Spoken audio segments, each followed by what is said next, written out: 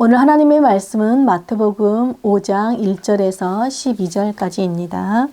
예수께서 무리를 보시고 산에 올라가 앉으시니 제자들이 나아온지라.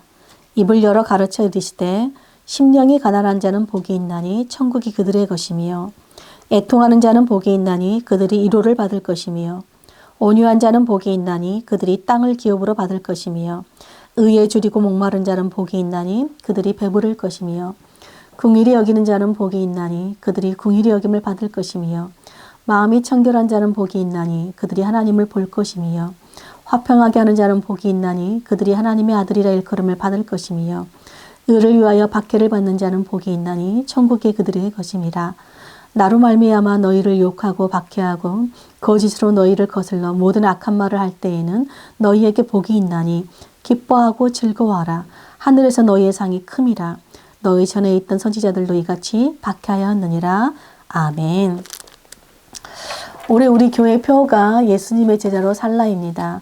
그래서 우리 새해부터 계속해서 예수님을 따르는 제자의 삶을 함께 나누고 있습니다. 우리 다음 주까지 함께 나누도록 하겠습니다. 미시간 홀랜드 호프대학교에 로이스라는 생물학 교수가 있었습니다. 이 교수가 대학에서 학생들을 가르칠 때 놀라운 사실을 하나 발견했다고 합니다. 자신이 강의만 열심히 설명하고 실험 과정을 대충대충 뛰어넘으면 학생들도 어김없이 똑같이 대충대충 하고 있더라는 것입니다. 학생들은 교수의 말이 아니라 교수의 행동을 따라하고 있었다는 것을 발견하게 된 것입니다. 그때 이후로 이 로이스 교수는 자신은 일찍 퇴근하면서 연구생들에게는 늦게까지 남아서 프로젝트에 많은 시간을 투자하라고 요구할 수 없다는 것을 깨달았다고 합니다. 저도 마찬가지입니다. 목사인 제가 성경도 읽지 않고 또 기도도 하지 않으면서 여러분들에게 말씀을 읽으십시오, 기도하십시오 라고 가르칠 수 없습니다. 여러분, 삶이 없는 가르침은 공허하고 아무 영향력이 없기 때문입니다. 집에서도 마찬가지입니다. 아이들에게 가장 좋은 스승은 바로 부모입니다. 아이들의 인성은 곧 부모의 인성과 연결되어 있습니다. 부모가 아이들과 한 약속을 제대로 지키지 않으면서 아이들한테는 신실해야 된다, 정직해야 된다라고 가르쳐도 아이들은 그 말을 듣지 않습니다. 왜냐하면 아이들은 부모의 말보다는 부모가 하는 말투나 행동, 즉 부모의 삶을 보고 인격과 성품을 닮아가기 때문입니다. 이렇듯 스승과 제자의 관계는 단순히 말이나 어떤 학문적이고 지식적인 것을 가르치고 배우는 관계가 아닙니다. 제자란 랍비와 깊은 관계를 맺음으로써 랍비가 일상생활 속에서 살아가고 또 반응하는 모든 행동들, 즉 랍비의 삶의 방식을 따르기 때문입니다.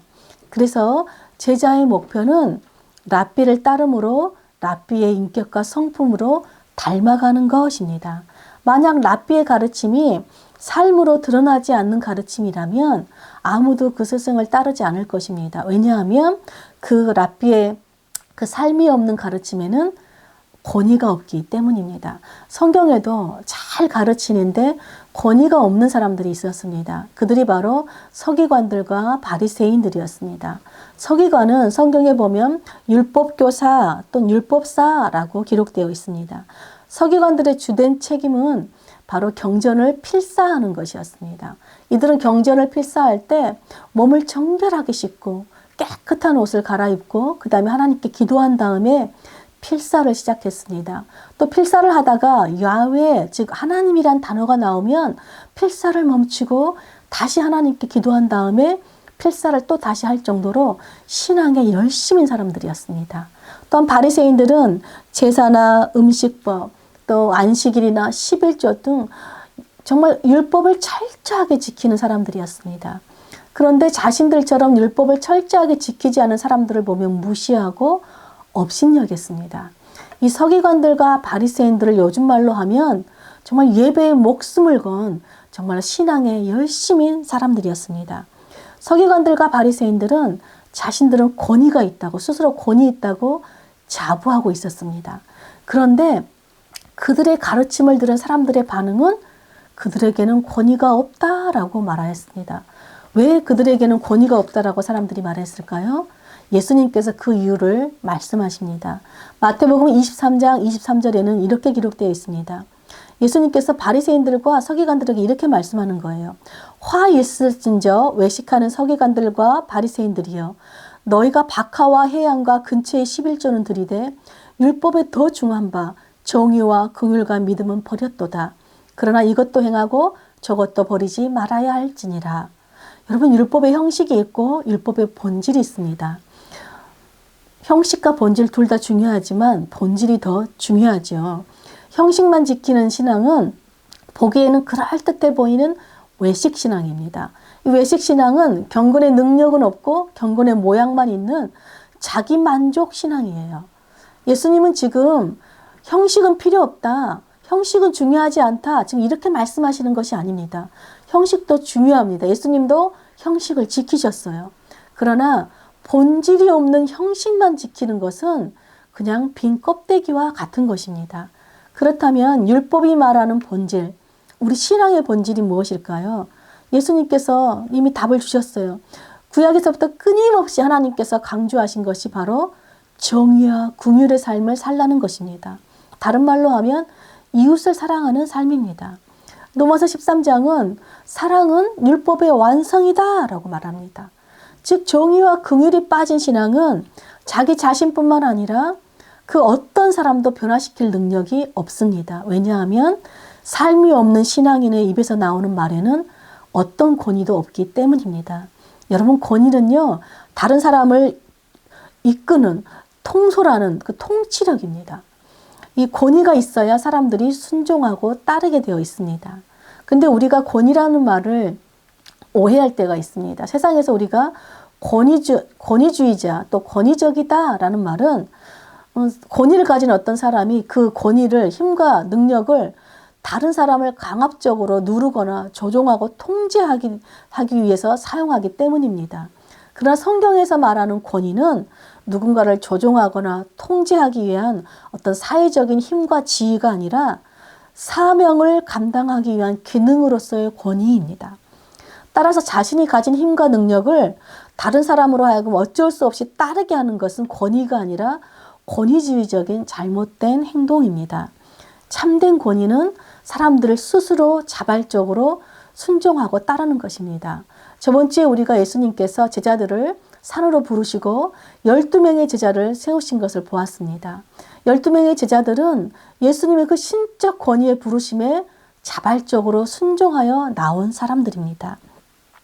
예수님께서 제자들을 세우시고 그들과 함께 갈릴리 지역을 다니시면서 귀신 들린 자들을 내어 쫓으시고 병든 자들을 고치셨습니다. 그러자 많은 사람들이 예수님을 따르기 시작했어요. 예수님께서 많은 무리들이 예수님을 따르시는 것을 보시고 산으로 오르셔서 그들을 가르치셨습니다. 그 가르치시는 장면이 오늘 마태복음 5장부터 7장까지인데 그것을 우리는 산상수훈이라고 부릅니다. 산에서의 가르침이란 뜻입니다. 그런데 사람들이 예수님의 가르침을 다 듣고 나서 다 놀라기 시작합니다. 왜 놀랐을까요? 마태복음 7장 제일 마지막 절에 이렇게 기록합니다. 7장 29절에 이는 가르치시는 것이 권위 있는 자와 같고 그들의 서기관들과 같지 아니함일러라. 여러분, 서기관들은요, 율법 교사였어요. 율법을 잘 가르쳤고 자신들도 스스로 권위 있는 자라고 생각했어요. 그런데 사람들은 그들의 가르침에는 권위가 없는데 예수님의 가르침에는 권위가 있다는 것입니다. 서기관들의 가르침과 예수님의 가르침은 다르다라고 말합니다. 도대체 무엇이 사람들로 하여금 서기관들에게 없는 권위가 예수님께는 있다라고 인정하였을까요?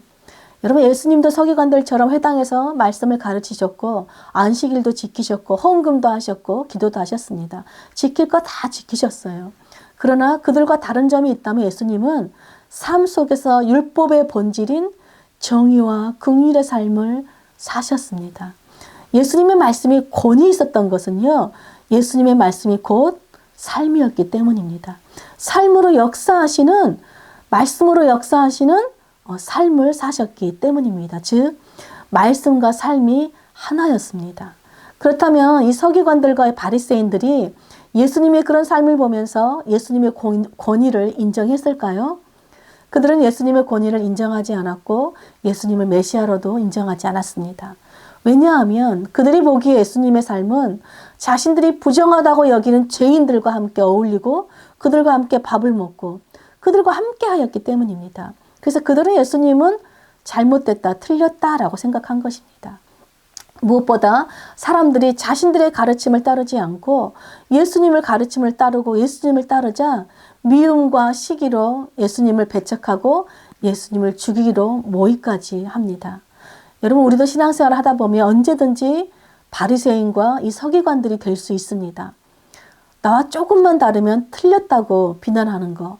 또 나는 예수 믿고 구원받은 사람, 저 사람들은 예수님을 모르는 죄인들, 나는 저 사람들과 어울릴 수가 없어, 이렇게 생각하시니까 이것이 바로 서기관들과 바리새인들의 삶이었고 그들은 권위 없는 신앙으로 가르칠 뿐이었습니다. 여러분, 우리가 죄인 되었을 때 주님께서 우리를 찾아와 주셨고 우리를 만나 주셨고 죄인인 우리를 위해서 십자가에서 죽으셨다는 것을 잊지 마시기를 바랍니다. 여러분, 세상은 죄가 통치하는 곳입니다. 여러분, 죄는 가장 먼저 우리를 하나님으로부터 소외시킵니다. 그리고 사람과의 관계도 서로 소외시키고 차별하는 관계로 살게 합니다. 그래서 이 죄의 통치를 받고 사는 그 결과가 바로 죽음이고 귀신 들림이고 신체적인 병듦입니다. 그런데 하나님의 나라는 의의 통치입니다. 예수님께서 하나님의 의로 오셨습니다. 의가 뭐냐면 올바른 관계입니다. 그래서 누구든지 예수님을 믿으면 모든 관계가 회복이 됩니다. 가장 먼저 하나님과 관계가 회복이 돼요. 아버지와 자녀의 관계가 됩니다. 또한 사람과의 관계도 서로 소외시키고 차별시키는 관계가 아니라 서로 존중하고 서로 사랑하는 관계가 됩니다. 또한 피조물과의 관계 역시 자연을 파괴하고 동물을 학대하는 그런 관계가 아니라 자연과 동물을 보호하는 관계가 됩니다. 이렇게 하나님의 의의 통치를 받는 삶의 결과가 영생이고 귀신들을 내어 쫓는 것이고 치유와 회복의 역사가 일어나는 것입니다. 여러분, 사람들은 예수님의 그 의의 통치의 삶을 보시고 예수님의 가르침에 권위가 있다라고 말한 것입니다. 그리고 예수님이 하신 모든 일들을 보면서 사람들이 하나님께 영광을 돌린 것입니다. 여러분, 예수님은 이 세상의 통치가 아니라 이 세상에 하나님의 의로운 통치를 실현하시기 위해서 하나님의 아들로 오신 분이십니다. 예수님께서 세례를 받으신 후에 하늘이 열렸어요. 그리고 그 열리는 하늘로부터 성령님이 내려오셨습니다. 즉, 예수님을 통해서 이제는 이 세상에 성령의 통치가 시작되었다는 것입니다. 그래서 예수님께서 세례를 받으시고 보여주신 것이 바로 귀신을 내어 쫓고 병든 자를 고치심으로 이 땅에 하나님의 나라가 임하고 하나님의 통치가 임했다는 것을 보여준 것입니다. 여러분, 서기관들과 바리새인들이 예수님을 거부하고 따르지 않았다는 것은 사실은 하나님의 통치를 거부한 것입니다. 그러므로 그들에게는 권위가 있을 수가 없습니다. 여러분, 하나님의 통치에 순종하는 자들만이 권위 있는 삶을 살 수가 있기 때문입니다. 그러므로 우리가 하나님의 통치를 드러내는 권위 있는 삶, 권위 있는 제자로 살 수 있는 비결은요, 예수님을 따라 사는 길밖에 없습니다. 예수님의 삶은 곧 하나님의 통치를 드러내는 권위 있는 삶이었기 때문입니다. 여러분, 예수님은 온 세상을 다스리시는 왕이십니다. 가장 강한 왕이세요. 근데 그분이 그 강한 왕의 권위를 사람을 조종하고 통제하는 데 사용하시는 것이 아니라 죄인들을 구원하시는 사명을 감당하시는 일에 사용하셨어요. 그 권위가 바로 희생과 섬김의 삶, 정의와 긍휼의 삶이었습니다. 그러므로 예수님을 따른다는 것은, 예수님의 제자로 산다는 것은 바로 다른 사람을 위해서, 다른 사람의 구원을 위해서 희생과 섬김의 삶, 정의와 긍휼의 삶을 사는 것입니다. 예수님께서 말씀의 권위로 있었던 것은 바로 정의와 긍휼의 삶을 사셨기 때문입니다. 예수님처럼 말씀이 곧 삶이 되는 것, 이것이 세상과 다른 권위 있는 삶이기 때문입니다. 오늘 본문을 보면 예수님의 가르침은 또 확실히 다릅니다. 세상의 기준으로는 도무지 제자로 삼을 수 없는 사람들을 제자로 삼으시더니 이제는 세상의 기준으로는 도무지 복이라고 할 수 없는 것을 복이라고 가르치시기 때문입니다. 마음이 가난한 자, 또 슬퍼하는 자, 온유한 자, 의에 줄이고 목이 마른 자, 긍휼한 자, 마음이 깨끗한 자, 화평케 하는 자, 의를 위해서 박해를 받는 자들이 복이 있다라고 말씀합니다. 여러분, 의가 아까 예수님이라고 제가 말씀드렸습니다. 하나님의 의로 오신 분이 예수님이신데 그 예수님에 위해서 고난받고 박해받는 것이 복이라는 것입니다. 왜냐하면 이 팔복의 삶이 바로 하나님의 나라를 소유한 삶이고 하나님의 통치에 순종하고 그 통치에 드러내는 삶이기 때문입니다.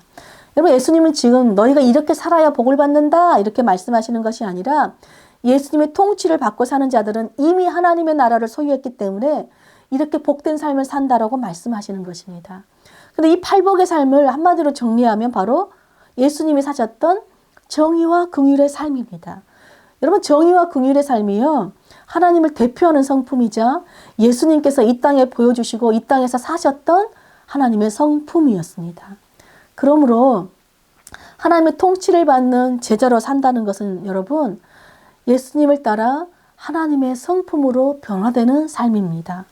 예수 그리스도의 의의 통치를 받고 살면 이전에 죄의 통치를 받고 살았던 성품들, 즉 시기와 다툼과 악독과 비방하는 모든 말들을 버리게 됩니다. 그리고 의의 통치에 따라 화평과 긍휼과 온유와 의와 모든 선한 말들을 하고 살게 됩니다. 그래서 제자의 사명은 단순히 성경 지식을 배우고 아는 것이 아니라 말씀을 통해 최종적으로 하나님의 성품으로 우리가 변화되는 것입니다. 이 하나님의 성품이 세상과 정반대되는 성품인 것이에요. 그래서 세상 사람들이 하나님의 성품을 보면, 성품으로 사는 사람들을 보면 다르다라고 느끼는 것입니다. 여러분, 우리가 하나님의 성품을, 예수님을 믿는다고 해서 하나님의 성품으로 하루아침에 변화되지 않습니다. 그래서 우리는 항상 하나님과 함께하는 시간을 가져야 돼요. 하나님의 가르침을 우리가 본받아야 돼요. 항상 하나님께 동행하고 모든 삶의 우선순위를 하나님께 둬야 합니다. 오늘 8가지의 팔복을 보면요, 성품들을 보면요, 다 그 성품들이 각각의 성품이 아니라 다 연결되어 있습니다. 여러분, 마음이 가난하다는 것은요, 겸손이에요. 즉 하나님 외에는 다른 소유가 없어서 정말 하나님만이 내 인생의 전부입니다 라고 고백하는 거예요. 사람들 보기에는요, 아무것도 없는 인생, 너무 가난한 인생 같지만 가장 귀한 하나님의 나라를 소유했기 때문에 모든 것을 가진 사람입니다. 여러분, 모든 것을, 즉 하나님의 나라를 가진 사람만이요, 다른 사람을 위해서 또 하나님의 영광을 위해서 모든 것을 내어놓을 수 있는 삶을 살 수 있습니다. 이런 사람은 가난하지만 하나님의 통치를 받는 부요한 삶을 사는 사람입니다. 두 번째로, 애통하는 마음은 이 가난하는 마음과 깊이 연결되어 있습니다. 여러분, 마음이 가난하지 않으면요, 이 땅의 불의를 보고 슬퍼할 수 없습니다. 마음이 가난한 사람만이 이 땅의 불의를 보고 슬퍼하며 기도해요. 하나님, 이 땅에 하나님의 정의가 임하게 해주십시오. 하나님의 간절히 울며 기도하는 거예요. 여러분, 기도할 때 하나님이요, 함께 하시는 하나님의 위로를 경험합니다. 그러나 하나님이 없이도 아무 걱정 없이 살 수 있다고 생각하는 사람들은요, 애통하지 않습니다. 그러므로 하나님의 위로도 경험할 수 없습니다. 하나님이 함께 하시는 위로를 경험할 수 없는 것입니다.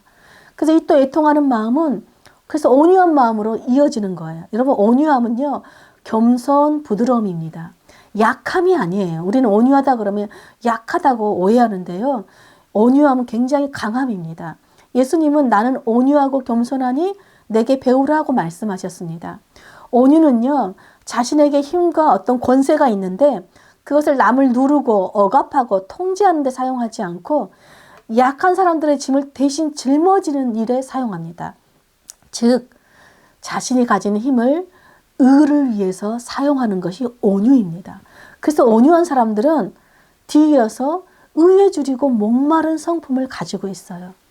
의에 줄이고 목마른 사람들은요, 하나님의 의, 하나님의 통치가 이 땅에 실현되도록 자신의 힘과 자신의 모든 것을 내어주는 삶을 살기 때문입니다. 그래서 의에 줄이고 목마른 사람은 당연히 긍휼한 삶을, 긍휼을 베푸는 삶을 살게 되어 있어요. 고난당하는 사람들, 억울한 당한 사람들, 정의가 행하지 않는 곳에 그것에 자신의 힘을 쓰기 때문입니다. 하나님께서 나를 불쌍히 여긴 같이 다른 사람들을 불쌍히 여기며 사는 것이 긍휼입니다. 여러분, 이 긍휼이요, 하나님의 통치를 받고 사는 백성들의 대표적인 성품이에요. 그리고 모든 성품을 아우르는 성품이에요. 왜냐하면 긍휼이라는 그 성품 안에는 자비와 사랑과 온유와 겸손과 의를 사랑하는 모든 마음이 들어가 있기 때문입니다. 그래서 이 긍휼의 마음이 있는 사람들은요, 마음이 깨끗합니다. 이 깨끗한 마음은 하나님을 향하여 나누어지지 않는 마음입니다. 즉 세상도 사랑하고 하나님도 사랑하는 두 마음을 품지 않는 것입니다. 늘 하나님을 향하여 마음이 가 있고 모든 삶의 우선순위가 하나님께로 가 있기 때문에 이런 사람들은 마음이 항상 가난하고 늘 애통하고 의에 줄이고 목마른 마음으로 긍휼한 삶을 살기 때문에 항상 하나님의 얼굴을 봅니다. 여러분, 하나님의 얼굴을 본다는 것은 늘 하나님이 함께 한다는 것이죠. 늘 하나님과 화목해하는 삶을 산다는 것입니다. 여러분, 세상은 그래서 당연히 이 마음이 청결한 사람은 화평케 하는 삶으로 이어지게 되어 있습니다. 여러분, 세상은 폭력과 전쟁으로 평화를 유지하려고 합니다. 그러나 예수님은 악을 악으로 갚지 않으시고 오히려 불의한 자를 위해서 고난을 당하심으로 하나님과 우리를 화목해 하였습니다. 여러분, 이 화목해 하는 것이 바로 예수님께서 이루신 의입니다. 그래서 마지막으로 의를 위해서 기꺼이 고난과 핍박을 기뻐하고 즐거워하는 거예요. 그것이 바로 예수님이 지신 십자가입니다. 여러분, 예수님은요, 십자가를 통해 하나님의 통치를 이루시고 하나님의 의를 이루셨습니다. 여러분, 이 팔복의 삶이요, 바로 예수님이 이 땅 가운데에서 사신 정의와 긍휼의 삶이고요, 또 하나님의 통치를 드러내는 삶이었고요, 하나님의 성품을 보여준 삶이었습니다. 그러므로 예수님을 따르는 제자들은요, 하나님의 성품으로 변화되어 그 다음으로 하는 것이 십자가를 지는 삶을 사는 것입니다. 여러분, 십자가는 다른 사람의 구원을 위해서 자신을 내어주는 희생과 섬김의 삶입니다. 예수님의 제자들이 3년 동안 예수님과 함께하면서 보고 배운 것이 바로 이 희생과 섬김의 삶이요, 정의와 긍휼의 삶이요, 하나님의 성품이었고 바로 십자가를 지는 삶이었습니다.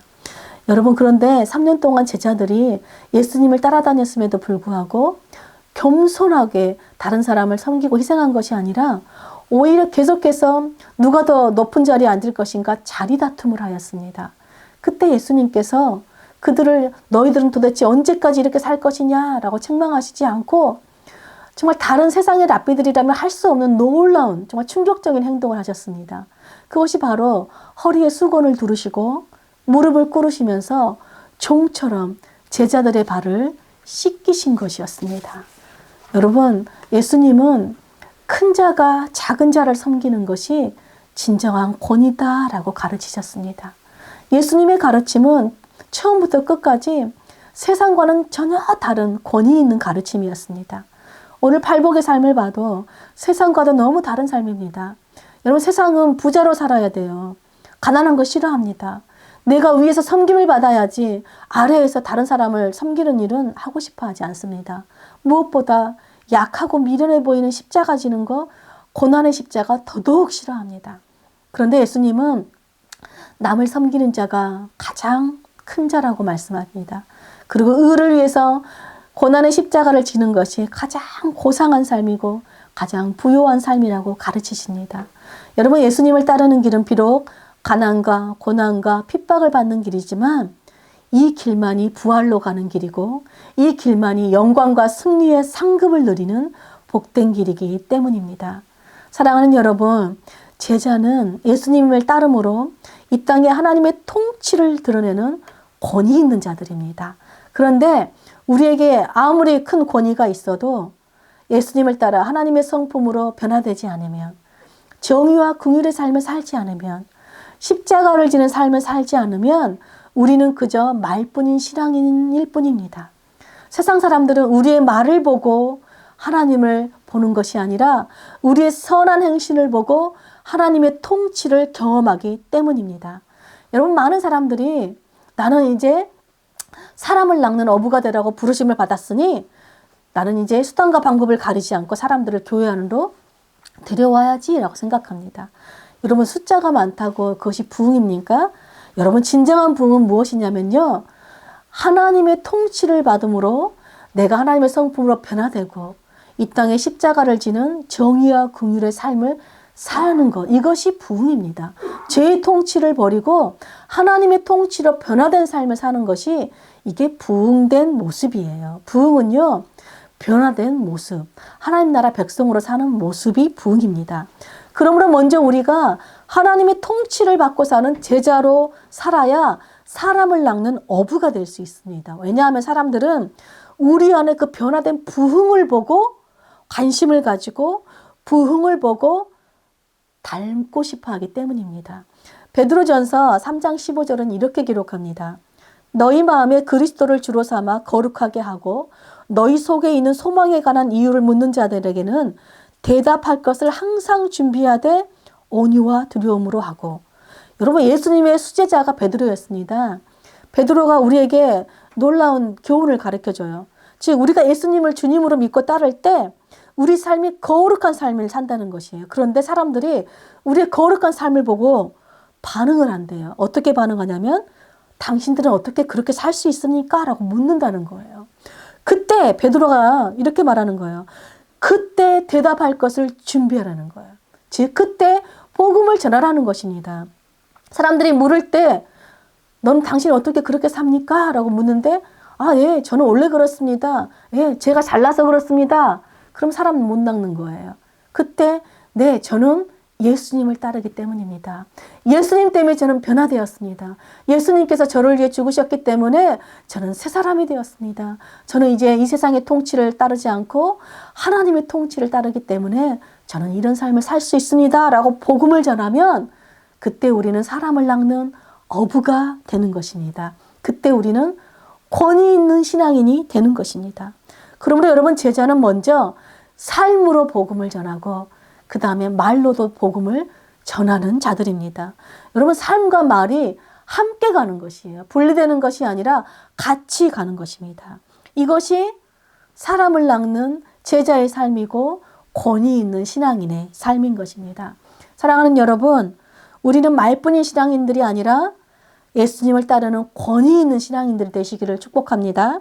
그러기 위해서 올 한 해 말씀과 기도로 하나님의 통치를 받고 하나님의 성품으로 날마다 우리를 닮아가고 변화되어서 우리도 십자가를 지는 희생과 섬김의 삶, 정의와 긍휼의 삶을 사시기를 축복합니다.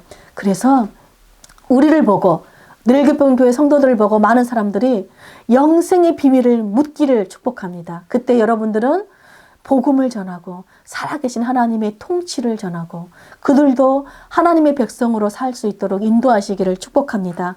그래서 올 한 해 우리 늘기쁨 공동체 참된 부흥의 삶을 사는 저와 여러분 되시기를 간절히 축복합니다. 아멘.